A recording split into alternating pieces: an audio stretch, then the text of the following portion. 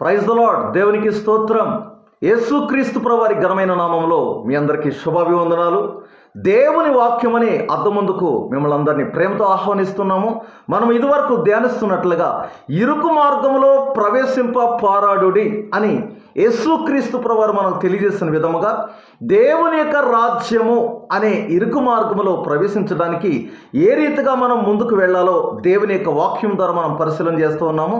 ఈ దినమున ఇరుకు మార్గంలో ప్రవేశింపకుండా మనలను అభ్యంతరపరచడానికి ప్రధాన కారణముగా ఉన్న విషయాన్ని మనం ధ్యానించబోతున్నాం. ఏంటంటే లోక సంబంధమైన సినిమాలు, టీవీ సీరియల్స్, అపవిత్రమైన కథలు, ఇవి ఆత్మీయ జీవితము నుండి మనుష్యులను దిగజారుస్తూ ఉన్నాయండి. నిజమే, ఈ లోక సంబంధమైన కల్పిత కథలు, సినిమాలు, టీవీ సీరియల్స్ నీ ఆత్మీయ జీవితాన్ని కృంగతీయడమే గాక అమూల్యమైన నీ సమయాన్ని వృధా చేసి జీవితంలో నిన్ను ఎదగనీయకుండా నిష్ప్రయోజకుడిగా మార్చేస్తూ ఉన్నాయి.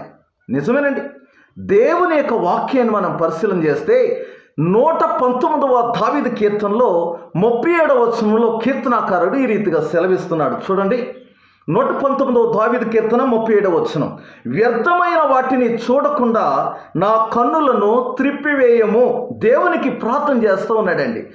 దేవునిని బ్రతిమలాడుకుంటూ ఉన్నాడు. అయ్యా, వ్యర్థమైన వాటిని చూడకుండా నా కన్నులను త్రిప్పివేయము. నిజమేనండి. యేసుక్రీస్తు ప్రభు యొక్క రక్తములో కడగబడ్డాను అనుకుంటున్న ప్రియమైన సహోదరుడా, ప్రియమైన సహోదరి, నీ కన్నులను వ్యర్థమైన దృశ్యములను చూడకుండా జాగ్రత్తగా కాపాడుకోగలుగుతున్నావా? ప్రభువు ఆ రీతిగా నిన్ను మలచాలని, పరిశుద్ధపరచాలని, అందుకే నీ పాపము కొరకై, నా పాపము కొరకై కలవరి శిలువలో ప్రాణం పెట్టారండి. ఆయన శరీరం అంతా చీల్చబడింది, ఆయన రక్తం అంతా కార్చబడింది. ఎందుకని? మనల్ని పవిత్రపరచాలని. కీర్తనకారుడు అంటున్నాడు, నా కన్నులతో వ్యర్థమైన వాటిని చూడకుండా నాకు సహాయం చేయ. యేసు ప్రభు మందిరానికి వెళ్తున్న మనము, యేసయ్య రక్తములో కడగబడిన మనము, ఆయన రక్తములోను ఆయన శరీరంలోనూ పాలు పొందుతున్న మనము మరలా లోక సంబంధమైన సినిమాలు చూడవచ్చా? ఏమండి, నువ్వు దేవుని మందిరానికి వెళ్తున్నావు, నువ్వు పురుషుడువైనా స్త్రీవైనా, ఇంకా సినిమాలు మానలేదు, ఇంకా సినిమా హాల్కి వెళ్ళడం మానలేదు. దరిద్రమైన సినిమాలు చూసి ఏమి నేర్చుకుంటున్నావు? నువ్వు వ్యభిచారం చేయడం నేర్చుకుంటున్నావు. ఎలా ప్రేమించాలి, ఎలా నాశనం చేయాలి, భార్య ఉండగా ఇంకో స్త్రీతో ఎలా తిరగాలి, భర్త ఉండగా ఇంకో పురుషుడితో ఎలా తిరగాలి, అదే కదా నువ్వు నేర్చుకుంటే సినిమాల్లో. సిగ్గుండాలండి. అపోస్తలుడైన పౌలు గారు పత్రికలో రాస్తుంటాడు, మీకు సిగ్గు కలగాలని చెప్తున్నానంటాడు. ఈరోజు పరిశుద్ధాత్మ దేవుడు నీతోనే మాట్లాడుతున్నాడు, నీకు సిగ్గు కలగాలని. ఎందుకని? నేను దేవుని మందిరానికి వెళ్తున్నాను, నేను యేసు ప్రభు బిడ్డనని చెప్పుకుంటున్నా, సిగ్గులేదు నీ బ్రతుకి. ఇంకా సినిమాలు చూస్తావు, ఇంకా టీవీ సీరియల్ చూస్తావు. దానివల్ల నీకే ప్రమాదం అండి. టీవీ సీరియల్స్, సినిమాలు నిన్ను ఇబ్బంది కలగజేస్తాయి, నాశనానికి నడిపిస్తాయి. ఆధ్యాత్మిక జీవితంలో నేను ఎదగనివ్వు. పరిశుద్ధ జీవితాన్ని ఎలా గడుపుతావండి?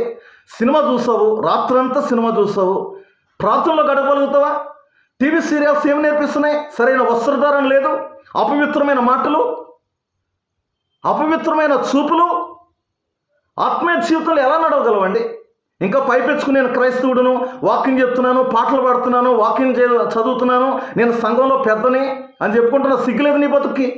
దేవుని యొక్క వాక్యం అంటుంది, నీవు యేసుక్రీస్తు రక్తంలో కడగబడిన వాడు అయితే, దేవుని మందిరంలో స్థిరముగా నిలవాలనుకుంటే, యేసుక్రీస్తు యొక్క రాజ్యంలోకి చేరాలనుకుంటే, అందుకనండి భక్తి చేసేది. ఈ లోకంలో పెళ్లి జరుగుతుందని, సమాధి చేస్తారని, ఫంక్షన్ చేస్తారని, పాస్టర్ వచ్చి ప్రార్థన చేస్తాడు, అందుకోసం కదండి క్రైస్తవ భక్తి. చనిపోయిన తర్వాత దేవుని యొక్క రాజ్యాన్ని చేరుకోవడానికి ఇదొక మార్గం. యేసుక్రీస్తు ప్రభువు అన్నారు, నేనే మార్గమును, సత్యమును, జీవమును అన్నాడు. ఆ మార్గం ఇరుకైంది. విశాల మార్గం అయితే నీ ఇష్టం. ప్రార్థనకి వెళ్తావు, సినిమా పోతావు, ప్రార్థనకి వెళ్తావు, సీరియల్ చదువుతావు, ప్రార్థనకి వెళ్తావు, బూతులు మాట్లాడుతావు. ఇది అది కాదండి. ఇరుకు మార్గము కష్టమైంది. ప్రియమైన సహోదరి, సహోదరుడా, దేవుని యొక్క వాక్యం సెలవిస్తుంది.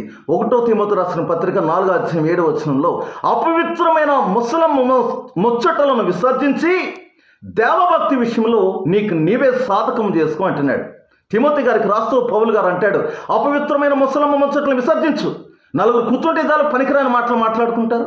దేవుని యొక్క సన్నిధిలో ఆయన వాక్యం గురించి ధ్యానించడం లేదు. రెండు మోకరించి ప్రార్థన చేద్దాం. మన పాపములను ఆయనతో సరి చేసుకుందాం, ఆయన రక్తంలో కడుక్కుందాం ఆలోచన లేదు. అపవిత్రమైన మాటలు, అపవిత్రమైన కథలు, టీవీ సినిమాలు కథలు, సీరియల్స్ కథలు. ఆధ్యాత్మికంగా నీవు ఎక్కడ ఎదుగుతావమ్మా? స్త్రీనిగా పురుషుడిగా యేసు ప్రభు యొక్క రాజ్యంలో నేను నిలిచి ఉండాలంటే, ఆయన రాజ్యం చేరుకోవాలంటే వీటిని విడిచిపెట్టాలి. సినిమాలను విడిచిపెట్టాలి, సీరియల్స్ని విడిచిపెట్టాలి. ఇవి విడిచిపెట్టకుండా నేను భక్తిపరురాలంటే నువ్వు పగటగలగా అంటున్నావు. క్రైస్తవుడుగానే బ్రతుకుతావు, క్రైస్తవుడుగానే బతుకుతావు, చనిపోతావు, క్రైస్తవుడుగానే సమాధి చేస్తారు.